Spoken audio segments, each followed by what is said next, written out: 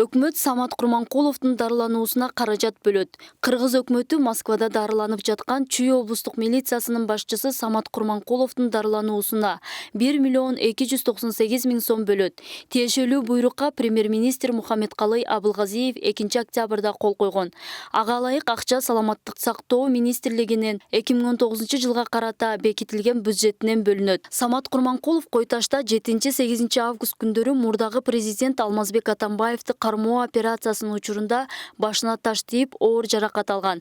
Бир нече күн комада жатып, 11 августта Орусиядан келген дарыгерлер менен кошо консилиум өткөрүлгөндөн кийин 12 августта Москвага которулган. Бишкекте ага 2 жолу операция жасалган.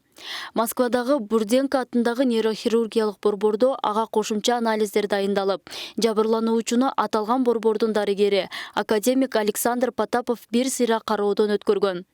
Саламаттык сактоо министринин орун басары Мадамин Каратаев сентябрь айынын башында Курманкулов эсине келип, өз алдынча дем алып баштаганын жана кадимки палатага которуларын айткан.